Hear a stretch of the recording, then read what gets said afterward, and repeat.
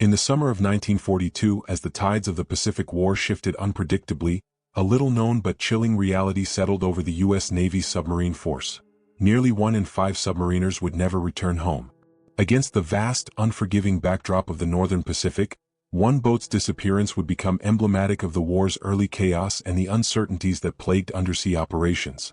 That submarine was USS Grunion, SS-216, lost after only a few months at sea, leaving behind a trail of cryptic transmissions and unanswered questions. When Grunion sailed from Dutch Harbor in late June, her mission was clear but perilous: disrupt Japanese shipping lanes around the Aleutian Islands, where both nations were fighting over remote, frozen outposts like Kiska and Attu. The region was a place of extremes, violent storms, fog so dense it swallowed entire ships, and seas cluttered with rocky hazards. American commanders described the Aleutians as a place where the weather kills more reliably than the enemy, and for submarines, visibility was everything. Yet Grunion pushed forward, carrying 70 crewmen and the confidence of a newly commissioned vessel. Her skipper, Lieutenant Commander Mannert Abel, was a calm, analytical officer known for keeping meticulous patrol notes. In one of his early reports he remarked, "Enemy activity scattered. Weather, unrelenting." His tone suggested both determination and unease. Throughout July, Grunion's radio messages described several successful engagements: torpedoes fired, transport struck, and enemy patrol craft scattered.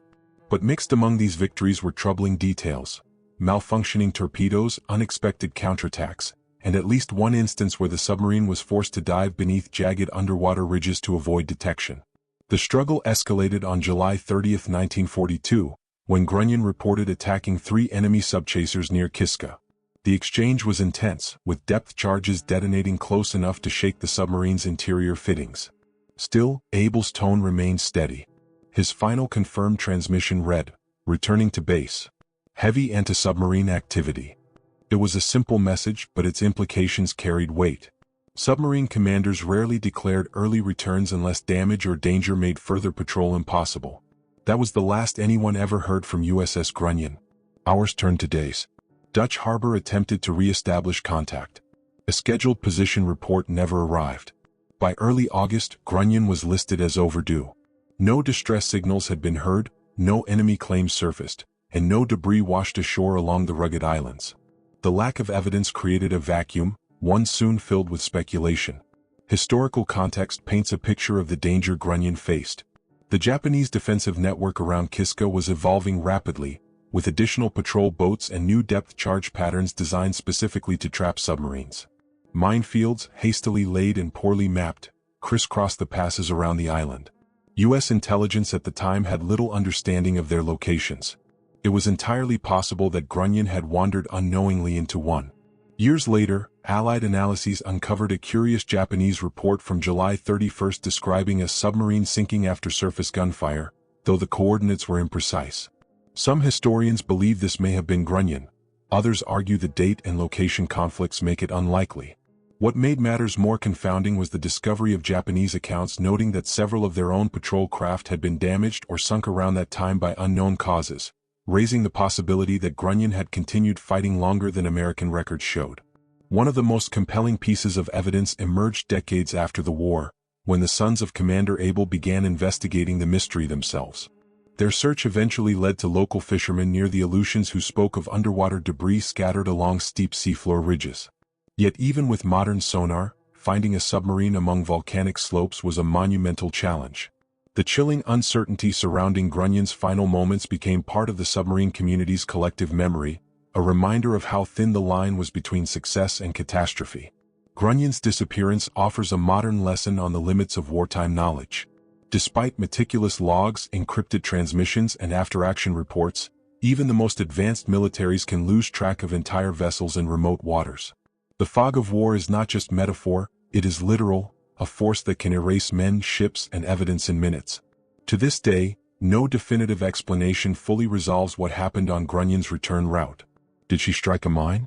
Was she overwhelmed by a final depth charge attack? Or did mechanical failure, worsened by combat damage, send her silently to the seafloor? The Aleutian currents guard their secrets with unbroken loyalty. And as the war expanded southward across the Pacific, the story of Grunion was only the beginning. Other American submarines would meet their own tragic fates, some in violent engagements, others slipping into the deep without a trace. One such submarine, USS Argonaut, embarked on a mission months later that would push the limits of endurance and expose the deadly stakes of undersea warfare. In early 1943, as the U.S. Navy intensified its push across the Solomon Islands, one submarine stood out for both its size and its unconventional mission: USS Argonaut, SS-166. At more than 380 feet long, she was the largest submarine the United States had placed into service by the time of Pearl Harbor, built originally as a mine layer, repurposed into a troop-carrying raider support vessel, and finally pressed into standard attack duty. Her unusual design made her powerful, but also slow to submerge, a dangerous trait in waters teeming with Japanese patrol craft. Yet Argonaut was trusted with operations few other submarines could handle, including the covert deployment of Marine raiders during the Makin Island raid months earlier. By January 1943, she was headed toward her final patrol near New Britain, an area Japanese commanders had turned into a gauntlet. Her last mission began with an intriguing strategic twist. Intelligence from codebreakers at Pearl Harbor suggested that a small Japanese convoy would be moving through the waters northeast of New Britain on January 10. It carried supplies for the garrisons near Rabaul, one of the strongest Japanese bases in the entire Pacific. Submarines assigned to these waters often recorded some of the most dangerous encounters of the campaign. Patrol craft were thick, air reconnaissance frequent, and the geography itself, carved by volcanic ridges, funneled ships into predictable channels. For a submarine, predictability meant vulnerability. On January 2nd, Argonaut sent a brief but confident radio message: "Patrol progressing. Will continue pursuit of enemy activity." Lieutenant Commander John S. Schmidt, her commanding officer, had a reputation for level-headed leadership. His patrol reports tended to be sparse but focused, reflecting the reality that long transmissions were deadly. Japanese direction-finding teams had improved dramatically, and a few seconds too long on the air could reveal not only a submarine's position, but its decision to attack. The struggle began on January 10th, when a Japanese convoy, consisting of 2 merchant ships escorted by the destroyers Maikaze and Isokaze, reported a submarine shadowing their formation. Argonaut, attempting to close the distance, may have been detected early. Japanese logs from that day describe persistent submarine activity, followed minutes later by what appeared to be a periscope spotted off the starboard bow. The convoy turned aggressively. Unlike the slower subchasers Grunion had faced months earlier, destroyers like Maikaze were equipped with some of Japan's most advanced depth charges and sonar systems. According to Japanese after-action reports, one destroyer executed a textbook attack run. Sonar ping, bearing adjustment, 5-second count, then a staggered drop of depth charges designed to trap a submarine between descending shockwaves. Sailors aboard the convoy later recalled seeing a large patch of oil rise to the surface after the first pass, yet no debris, no bodies, no conclusive evidence of a kill. They pressed on with repeated attacks. One account claimed Argonaut attempted to surface, possibly damaged, and exchanged gunfire with the destroyers. But this detail remains contested, as some Japanese gunners' reports contradict one another. American intelligence analysts examining these same reports after the war found inconsistencies that deepened the mystery. If Argonaut had truly surfaced, why did no wreckage appear? Why did the Japanese not attempt to recover material proof of the sinking, standard practice when possible? And why were the recorded coordinates so imprecise for an engagement lasting nearly an hour? One hint may lie in Argonaut's structural limitations. As a former mine layer, she had slower diving times and a larger silhouette than fleet submarines like Gado-class boats. A well-timed destroyer attack might have forced her too deep, where pressure could crush a damaged hull silently. Another possibility was an internal malfunction triggered by depth-charge concussions, torpedo warheads or fuel tanks igniting below the surface. Such explosions could obliterate sections of a vessel without leaving much debris. Yet the most enduring question concerned her final intentions. Some historians believe Argonaut may have tried to attack the convoy even under heavy pursuit, hoping for a crippling torpedo strike before diving. Others argue she might have been attempting to disengage entirely when the destroyers closed in. The truth is locked beneath the waves near New Britain, where volcanic terrain and underwater landslides make wreck discovery nearly impossible. For modern observers, Argonaut's fate is a sobering reminder that even the most capable vessels are vulnerable when operating beyond their design limits. Submarine warfare in World War II demanded not only skill and courage, but also the ability to adapt in real time, often with incomplete information and under extreme pressure. In the end, Argonaut simply vanished. No further transmissions. No survivors. No confirmed wreck. Only an ominous note in U.S. naval records, presumed lost following enemy engagement, January 10, 1943. But Argonaut's loss would not be the last time an American submarine disappeared without answers. Later that same year, USS Escalar embarked on her first patrol through one of the most dangerous mine-laced regions of the Pacific, entering waters where entire boats could vanish without a trace. By mid-1944, as the Pacific tide turned decisively against Japan, an invisible menace lurked beneath the surface, minefields so extensive and unpredictable that even the most seasoned submarine commanders feared them more than enemy destroyers.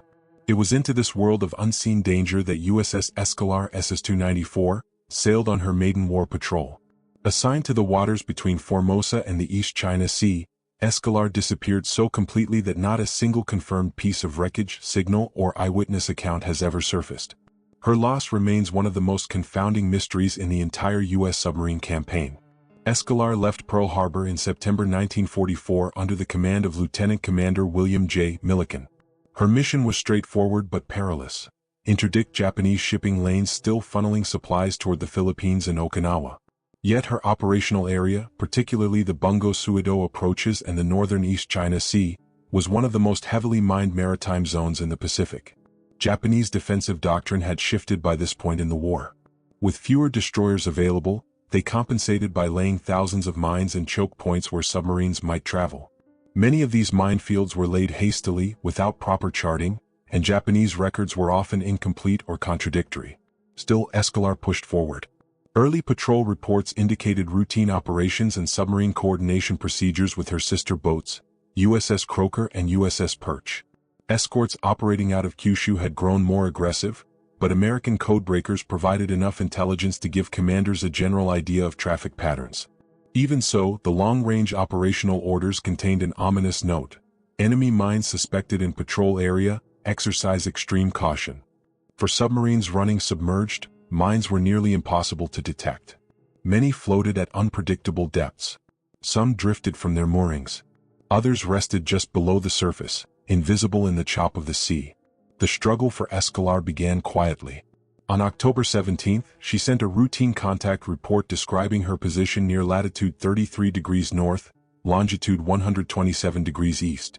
It was unremarkable: no mention of enemy ships, no unusual sightings, no sign of distress. A second message came the following day, presumably relayed through standard encoded channels. After that, silence. For a boat that was supposed to report regularly while coordinating a Wolfpack-style patrol, her sudden disappearance raised immediate questions among 7th Fleet commanders. Historical context highlights how volatile the region had become. Japanese aircraft increased patrol sweeps from bases on Kyushu. Naval garrisons along the Korean peninsula were on high alert as American submarines began cutting deeper into vital supply lines. And crucially, U.S. naval intelligence still lacked reliable maps of Japanese minefields, many of which had been expanded months earlier in response to growing submarine losses. One insight comes from the patrol diary of USS Croker, operating near Escalar at the time. Croker noted several instances of high-tension mine cables scraping her hull, forcing emergency maneuvers. Another boat, USS Tang, reported similar encounters shortly before her own tragic loss. These entries, recorded by experienced crews, underscore how treacherous the area had become, even for skilled commanders. Yet there was more to the mystery.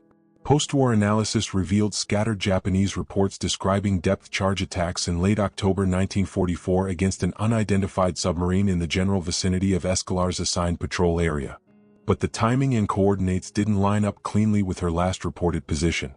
The reports lacked detail: no confirmation of oil slicks, no debris, no recovery attempts. Some historians believe these attacks may have been conducted against schools of whales, mistaken for submarines under the stress of constant threat. Others argue that Escalar, damaged by a mine, may have surfaced inadvertently and been caught by patrol craft. No single theory has ever fully aligned with the available evidence. Then there is the possibility of internal failure. Escalar operated with torpedoes of the Mark 18 and Mark 23 variants. These models, while improved, were still prone to battery leaks and component malfunctions. A catastrophic weapons failure, perhaps triggered by shock from a nearby mine, could have sealed the submarine's fate without leaving any floating wreckage. U.S. Navy technical investigators later noted that mine-induced concussions could disable a submarine's pressure hull integrity, steering controls, or air systems in ways not immediately fatal but ultimately unrecoverable. Perhaps the most haunting factor in the Escalar mystery is geographic. The East China Sea's seafloor is a shifting, sediment-heavy landscape. Strong currents pull debris into deep trenches. Storms sweep loose wreckage into underwater ravines. Even modern sonar teams operating in the region have struggled to map the shifting topography. A submarine lost there, broken or intact, could easily remain hidden for decades or centuries. Reflecting on Escalar today offers a sobering lesson. Not all wartime losses stem from direct combat. Some arise from the environment itself, unknown hazards, incomplete intelligence, and the razor-thin margins submariners navigated daily. In the submarine service, silence was both a tool and a terror. When communications ceased, crews back home understood what it meant. Escalar's disappearance was officially recorded as presumed lost due to enemy or mine action, a phrase that reveals more uncertainty than clarity. She remains one of the Pacific War's most compelling submarine enigmas, a vessel swallowed by waters that offer no answers. And as the months that followed proved, danger did not only come from mines, destroyers, or aircraft. Sometimes a submarine's greatest threat came from its own torpedoes, an irony made tragically real by the fate of USS Tang. By late 1944, the Pacific Submarine Force had become one of America's most lethal weapons, cutting deep into Japan's merchant fleet and isolating entire island garrisons. Among these undersea hunters, no name carried more weight than USS Tang, S-306. Commanded by Lieutenant Commander Richard H. O'Kane, one of the most aggressive and skilled skippers in the submarine service, Tang had already earned a fearsome reputation. Yet her final patrol would end not by enemy hands, but through a tragic twist of fate that remains one of the most astonishing accidents in submarine history. Tang's story began with success. In October 1944, during her fifth war patrol, she was assigned to the Luzon Strait and the approaches to Lingayen Gulf, waters pulsing with Japanese convoys attempting to reinforce the Philippines. O'Kane's orders were simple: interdict everything that moved. In the first days of the patrol he did exactly that, sinking ship after ship with a combination of daring night surface attacks and precise torpedo shots. His crew later recalled how O'Kane often maneuvered Tang to within 800 yards of an enemy vessel, distances considered dangerously close by most submarine commanders. But his methods worked. By mid-October, Tang's torpedo room was running low on ammunition. Yet every victory came with heightened risk. Japanese anti-submarine tactics had grown more refined. Convoys now carried multiple escorts armed with improved Type 2 depth charges and sonar capable of sharper detection angles. Pilots from bases in Taiwan increased their patrol sweeps. The sea was tightening around Tang, but O'Kane showed no hesitation. "Every ship sunk now shortens the war," he told his men. His tone, according to survivor accounts, was calm but resolute. The struggle reached its peak on the night of October 24 to 25, 1944. Shortly after midnight, Tang detected a large convoy escaping northward along the west coast of Luzon. Using the darkness as cover, O'Kane positioned his submarine for a textbook bow-on approach. Tang fired 2 spreads of torpedoes, scoring multiple hits. Chaos erupted across the convoy. Japanese ships scattered in every direction, some burning, others attempting to ram imagined periscopes. Amid the confusion, Tang moved in for the killing blow. Only 2 torpedoes remained in her forward tubes. What happened next was recorded in both American survivor testimony and Japanese lookout reports. At 2:30, Tang fired her final torpedo at a damaged transport. The crew in the conning tower waited for the explosion. Instead, they heard something else, an abnormal mechanical whine, followed by the unmistakable churning splash of a circular run. O'Kane instantly recognized the sound. The torpedo, a Mark 18 electric model, had malfunctioned. It was coming back. O'Kane ordered full left rudder and emergency speed, trying to swing the submarine away from the torpedo's return arc. But the night was black, the sea choppy, and the electric torpedo's wake was invisible. Seconds later, a massive explosion tore into Tang's stern. The submarine lurched violently. Lights went out. Men were thrown into bulkheads. According to survivor accounts, the aft compartments flooded instantly, trapping many crewmen before they could react. O'Kane and several others were thrown overboard through the open bridge hatch. The reveal of Tang's fate came only through the accounts of these survivors, an extremely rare occurrence in U.S. submarine losses.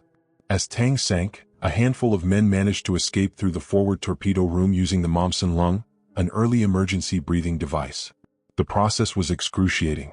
Air pressure changes crushed eardrums, darkness disoriented senses, frigid water stiffened limbs. One sailor later wrote, "When the hatch opened, it felt like the ocean swallowed us whole."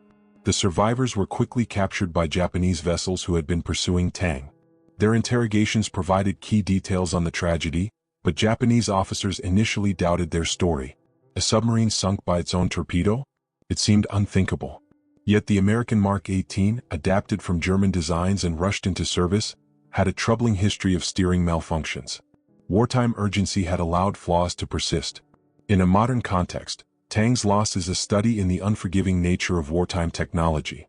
Even the most advanced weapons of their era could betray their operators with a single mechanical flaw.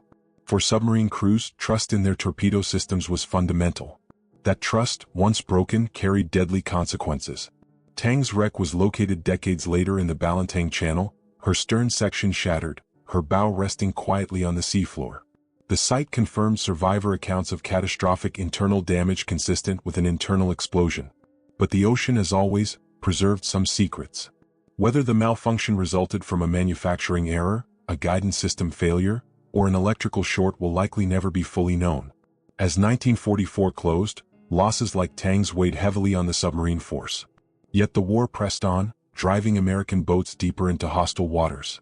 And in early 1945, USS Barble would vanish under equally mysterious circumstances, leaving behind nothing but a final, fragmentary transmission.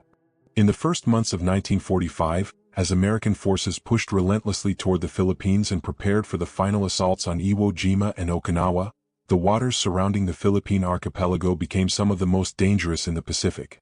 Japanese aircraft, once stretched thin, were now redeployed to focus entirely on anti-submarine operations.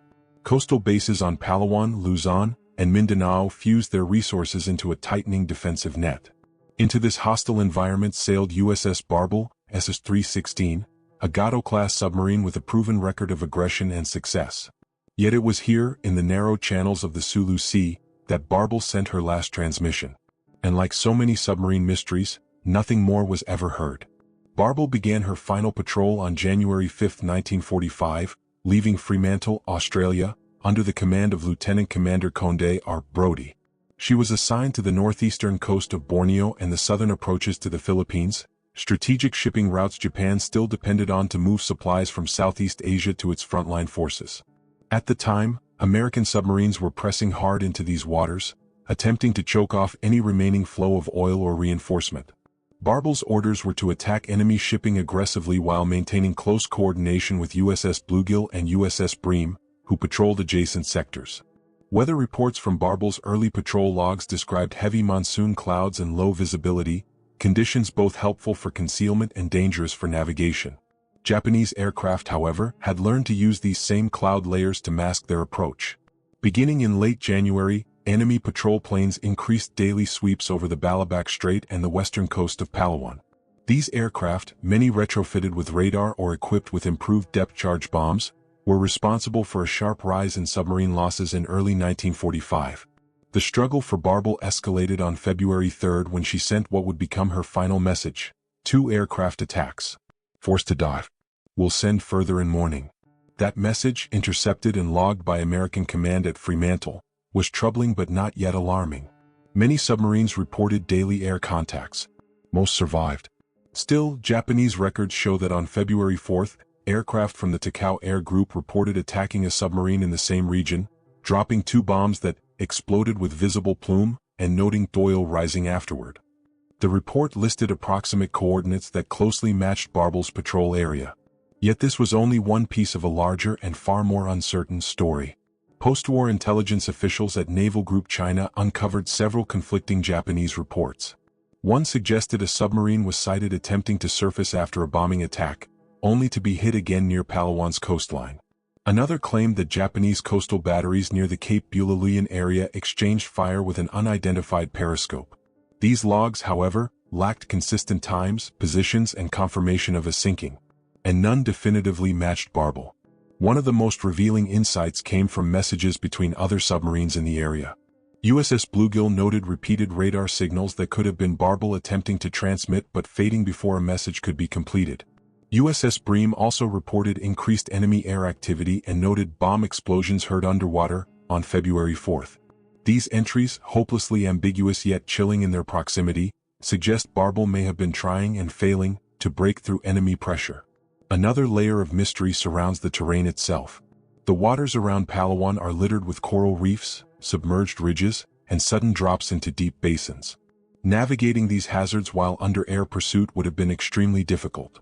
A damaged Barble, forced to dive repeatedly, may have clipped an uncharted reef. Or, if depth charges compromised her pressure hull, even a minor structural failure could have become catastrophic during a deep dive. American analysts also examined the possibility of a mine. Japan had seeded the Balabac Strait with hundreds of mines in late 1944 to slow Allied advances. Many broke free from their moorings, drifting unpredictably into shipping lanes. Mines were silent killers, no witness accounts, no debris, no chance for escape. Given Barble's last transmission describing forced dives during air attacks, a desperate evasive maneuver may have taken her directly into one. Yet despite these theories, nothing conclusively explains Barble's disappearance. Modern reflection highlights the brutal calculus of submarine warfare. Barble's loss underscores how submariners lived and fought on the knife edge of survival, caught between aircraft above, mines below, and weapon systems that provided minimal margin for error. Even experienced crews with full situational awareness could find themselves overwhelmed in minutes. Decades after the war, search expeditions combed sections of the Sulu Sea and Palawan coastal shelf in hopes of locating Barble's wreck. None succeeded. The sea kept its secrets. Her men remain listed as missing, their final moments unknown. Barble's silence, though haunting, was not unique in 1945. Japan's tightening defenses, combined with increasingly daring American patrols, pushed submarine crews into deadly waters again and again. And the next loss would deepen the mystery further. Another submarine that vanished so abruptly, and with so little evidence, that even modern historians struggle to reconstruct her final hours. As the Pacific War approached its final, punishing months in mid-1945, the undersea battlefield grew even more treacherous. Japan, facing the collapse of its surface fleet, poured its remaining resources into coastal defenses. Minefields, air patrols, anti-submarine picket boats, and emergency convoy escorts cobbled together from fishing trawlers and converted merchant ships. In these tightening waters, American submarines continued their relentless campaign. But with victory in sight, losses did not diminish, they intensified. Several boats vanished in those last months, but few disappearances carried the same weight of unanswered questions as the final submarine tragedies of the Pacific War. The United States lost 4 submarines in 1945, Barble, Bullhead, Bonefish, and Lagardo. Each met a brutal fate under different circumstances, yet all shared one haunting similarity: fragmentary evidence, conflicting accounts, and the silence of the ocean swallowing the details of their final hours. Their stories form the closing chapter of America's submarine sacrifices, an ending shrouded in uncertainty even as the broader war neared resolution. The hook of this final chapter begins with USS Bullhead, SS-332. She was the last U.S. submarine sunk in World War II, lost on August 6, 1945, the same day the atomic bomb fell on Hiroshima. Her mission took her along the coast of Java, an area heavily patrolled by Japanese aircraft desperately searching for signs of Allied invasion forces. According to Japanese air logs recovered after the war, a patrol bomber spotted a submarine submerged just below snorkeling depth and dropped 2 depth charges with direct effect. An oil slick was observed, then lost in the current. No American submarine reported contact afterward. Bullhead did not respond to scheduled check-ins and was declared lost with 84 men. But no wreckage or identifiable debris ever surfaced, leaving the precise nature of her sinking locked in uncertainty. Yet the closing months of the submarine campaign revealed mysteries even more perplexing. USS Bonefish, SS-223, a decorated veteran of the Pacific Theater, was on her 8th war patrol when she requested permission to attack a Japanese convoy on June 18, 1945, near Toyama Bay. Command granted it. She was never heard from again. Japanese records later revealed an anti-submarine group had detected and counterattacked an American submarine in the same area, dropping over 180 depth charges during a prolonged hunt. A large column of oil was reported rising to the surface. But here again, post-war analysis highlighted inconsistencies. Times didn't align perfectly, and Japan's shoreline defense units often overreported submarine kills. Was Bonefish the target? Almost certainly. But historians admit gaps remain, no wreck has yet been found, and no survivor accounts can confirm those final moments below the surface. The struggle for answers deepens with USS Lagarto, SS-371. Operating alongside her partner submarine USS WWII, she was last seen on May 3, 1945, preparing to intercept a heavily guarded Japanese convoy in the Gulf of Thailand.